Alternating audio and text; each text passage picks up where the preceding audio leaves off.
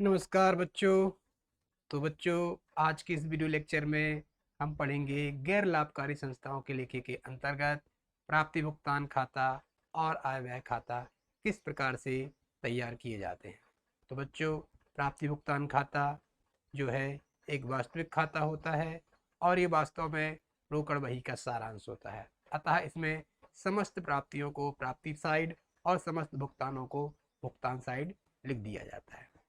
अब ये जो प्राप्तियां होती हैं, इसमें ये नहीं देखा जाता है कि यह प्राप्ति रिवेन्यू नेचर की है या फिर कैपिटल नेचर की है। ना ही यह देखा जाता है कि यह किस वर्ष से संबंधित है, अर्थात प्रीवियस ईयर की हो, करंट ईयर की हो या नेक्स्ट ईयर की हो। सभी प्राप्तियों को, सभी भुगतानों को प्राप्ति भुगतान खाते में जगह मिलती है और उनको लिखा जाता है।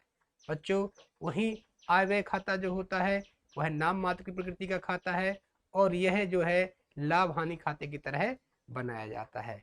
लाभ हानि खाते में जैसे आप जानते हैं कि डेबिट साइड में सभी प्रकार के व्यय और क्रेडिट साइड में आय को लिखा जाता है। बच्चों, ध्यान आपको ये रखना है कि जब आप आय व्यय खाता बनाते हैं तो इसमें सिर्फ रेवेन्यू नेचर की आगमगत प्रकृति की जो मदें होती हैं, आगमगत मदें होती हैं, सिर्फ उन्हीं का लेखा किया जाता है। ठीक है। और इसमें ये नहीं देखा जाता कि ये प्राप्त हुआ है या नहीं हुआ है, भुगतान हुआ है या नहीं हुआ है। बस व्यय होना चाहिए और आय होनी चाहिए। यदि आय व्यय हुए हैं तो उनका लेखा आय व्यय खाते में किया जाएगा। साथ ही ये ध्यान रखना होता है कि सिर्फ आय व्यय खाते में चालू वर्ष से संबंधित आय व्यय का लेखा किया जाता है। तो बच्चों, हम एक सवाल के माध्यम से प्राप्ति भुगतान खाता और आय व्यय खाता बनाना सीखेंगे। तो बच्चों, सवाल इस प्रकार से है। तो बच्चों, सवाल है आपका, आपकी स्क्रीन पर आ चुका है कि पूजा समिति भागलपुर का निम्नलिखित सूचना के आधार पर 31 मार्च 2021 के लिए प्राप्ति भुगतान खाता आय व्यय खाता बनाइए। चंदा लिखा गया है। गत वर्ष के चंदे वसूल हुए हैं 400 रुपये, वर्तमान वर्ष के चंदे वसूल हुए हैं 3600 रुपये, वर्तमान वर्ष के चंदे प्राप्त नहीं हुए हैं, ठीक है, 600 रुपये। प्राप्तियां, कमरे का किराया 200, क्रीड़ा शुल्क 1200 रुपये, जलपान गृह से राशि प्राप्त हुई है 2500 रुपये की, व्ययों का भुगतान किया गया है। भुगतान में लिखा है वेतन 2000 के, मरम्मत 240 के, छपाई और लेखन सामग्री के 600, जलपान गृह की सामग्री के 1700, चौकीदार की मजदूरी चुकाई गई है 1360 रुपये और विद्युत व्यय हुए हैं 800 रुपये। किराया व कर 1000 का चुकता किया गया है।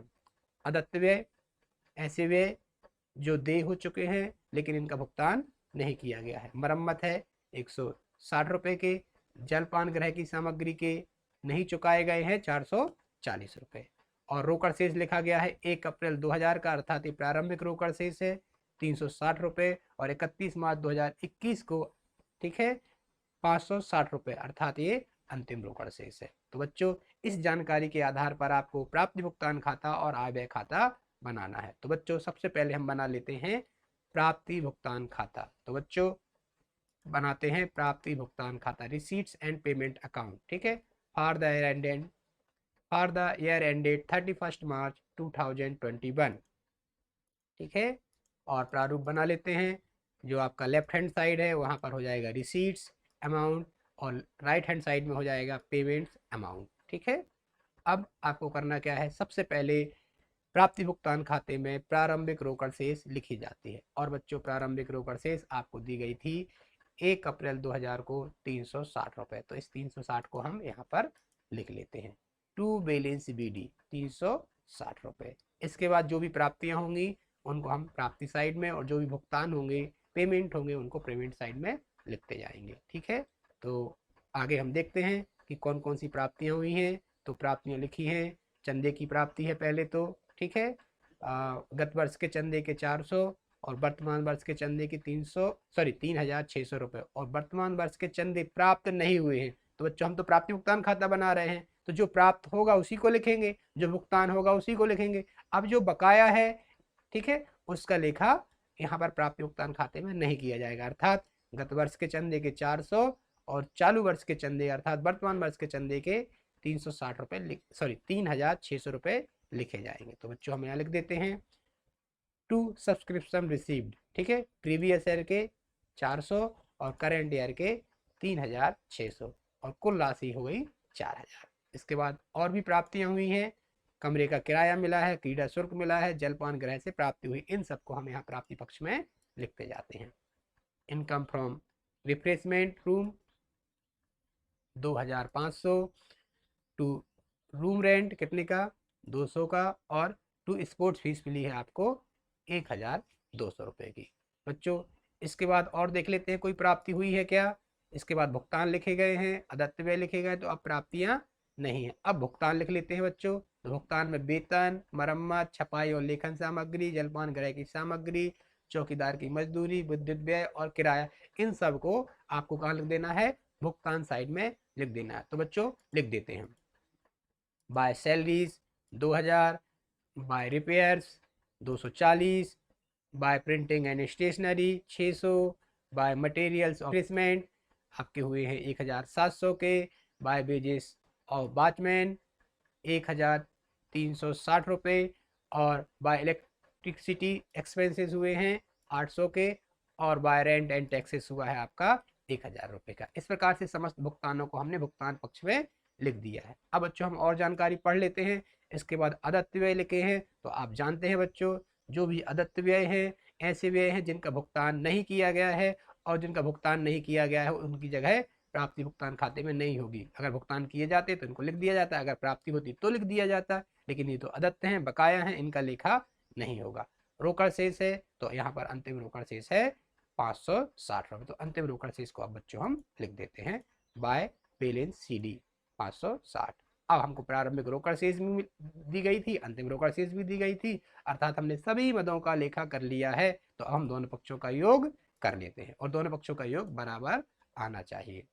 क्यों आना चाहिए, क्योंकि अंतिम रोकड़ शेष हम पहले ही लिख चुके हैं। वैसे तो प्राप्ति भुगतान खाते के प्राप्ति पक्ष का योग अधिक आता और अंतर की राशि अंतिम रोकड़ शेष निकाल ली जाती, लेकिन प्रश्न में आपको पहले से लिखी गई है 560 रुपये, तो हमको वो भी निकालने की आवश्यकता नहीं पड़ी। तो अब योग बराबर आना चाहिए, और प्राप्ति पक्ष का योग आ रहा है 8260 रुपये, और यही योग आना चाहिए भुगतान पक्ष का, और यह भी आ गया है कितना 8260 रुपये। अब बच्चों हम बना लेंगे income and expenditure account. Income and expenditure account में जो प्रारूप है वो डेबिट साइड में आपको एक्सपेंडिचर लिखना है और क्रेडिट साइड में इनकम लिखना है। तो जो भी एक्सपेंडिचर है उनको हम कहाँ लिख देंगे, डेबिट साइड में लिख देंगे, ठीक है। तो बच्चों हम देख लेते हैं, ये जो पेमेंट हुए हैं इनमें सभी प्रकार के व्ययों का भुगतान किया गया है, ठीक है। तो ये सारे जो व्यय हैं इन सब व्ययों का लेखा इनकम एंड एक्सपेंडिचर अकाउंट में कहाँ लिखा जाएगा, डेबिट की ओर किया जाएगा। क्या लिखा जाएगा, टू सैलरी, ठीक है। तो लिख लेते हैं बच्चों टू सैलरी, ठीक है। सैलरी के संबंध में कोई अदत्त नहीं था, तो सीधी राशि हम राशि के मेन कॉलम में लिख देंगे। अब आगे लिख लेते हैं, अगला मद क्या है, अगली मद है आपकी रिपेयर्स, ठीक है। रिपेयर्स का शायद कोई समायोजन था, ठीक है। मरम्मत के 160 रुपये अदत्त थे, अदत्त को जो संबंधित व्यय है उसमें जोड़कर लिखा जाता। जलपान गृह की सामग्री के भी अदत्त हैं 440 रुपये, इसको भी जोड़कर लिखा जाएगा। तो लिख लेते हैं बच्चों टू रिपेयर्स, इनर कॉलम में लिख लेंगे 240 रुपये और 160 रुपये आउटस्टैंडिंग है, तो उनको हम जोड़ लेंगे और राशि हो जाती है 400 रुपये। इसके बाद अगला व्यय जो है, अगला व्यय हम लिख लेते हैं प्रिंटिंग एंड स्टेशनरी, ठीक है। प्रिंटिंग एंड स्टेशनरी का कोई समायोजन नहीं है, तो इसकी राशि हमने सीधे मेन कॉलम में लिख दी। फिर लिखते हैं टू मटेरियल्स ऑफ रिफ्रेशमेंट, ठीक है। तो देख लेते हैं इसका कोई समायोजन तो नहीं है, ये है जलपान गृह की सामग्री का 440 का समायोजन है, ठीक है। तो इसको इनर कॉलम में लिखेंगे, और चूंकि बकाया है अदत्त है तो अदत्त को जोड़कर लिखा जाता है 440 रुपये, तो हो जाते हैं 2140 रुपये। इसके बाद कोई समायोजन नहीं है, तो सभी व्ययों को हम यहाँ पर लिखते जाएंगे। Wages of watchman, electricity expenses, rent and taxes, ठीक है। तो इन सबको हम यहाँ पर लिख लेंगे। टू वेजेस ऑफ वॉचमैन, ठीक है 1360 रुपये। टू इलेक्ट्रिसिटी एक्सपेंसेस 800 रुपये, टू रेंट एंड टैक्सेस 1000 रुपये। इसके बाद बच्चों सभी प्रकार के हमने व्यय लिख दिए हैं, तो अब हम इनकम को लिखते हैं। बाय सब्सक्रिप्शन रिसीव, तो आपको पता है कि यहाँ पर जो भी रिसीव्ड हो रहा है सब्सक्रिप्शन उसको लिखा जाएगा, लेकिन सिर्फ चालू वर्ष से संबंधित। ठीक है, कौन सा? चालू वर्ष से संबंधित। तो चालू वर्ष का कितना है? 3600। और अगर चालू वर्ष का बकाया है तो उसको जोड़कर लिखा जाएगा। एड आउटस्टैंडिंग, बकाया कितना है? 600 रुपये। ठीक है, 600 रुपये बकाया है तो उसको जोड़ के लिखा जाएगा। कहाँ लिखा हुआ था? ये देखिएगा, ये लिखा हुआ था वर्तमान वर्ष के चंदे प्राप्त नहीं हुए हैं 600 रुपये। तो ये 600 रुपये बकाया हैं, तो इनको हमने जोड़कर लिख दिया, तो ये हो जाते हैं 4300 रुपये।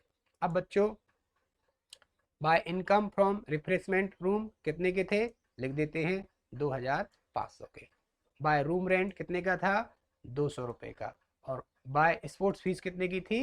1200 रुपये की। इस प्रकार से हमने सभी इनकम को लिख लिया। अब हम दोनों पक्षों का योग कर लेंगे और देख लेते हैं किस पक्ष का योग अधिक है। यहाँ पर इनकम या एक्सपेंडिचर किसी का भी योग अधिक हो सकता है, तो हमने देखा, तो देखने से पता चल रहा है कि यहाँ पर एक्सपेंडिचर का योग अधिक है, तो एक्सपेंडिचर का योग लगा दिया जाएगा और योग आ जाए है 8300।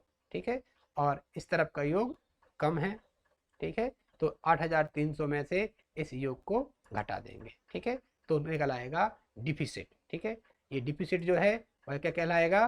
आपका कहलाएगा excess of expenditure over income. ठीक है, एक्सपेंडिचर का इनकम के ऊपर अधिक है। कितने का? 2500 रुपये का। इसके बाद दोनों पक्षों का हम योग कर देंगे और योग आ जाएगा 8300। तो इस प्रकार से बच्चों हमने इनकम एंड एक्सपेंडिचर अकाउंट भी बना लिया है।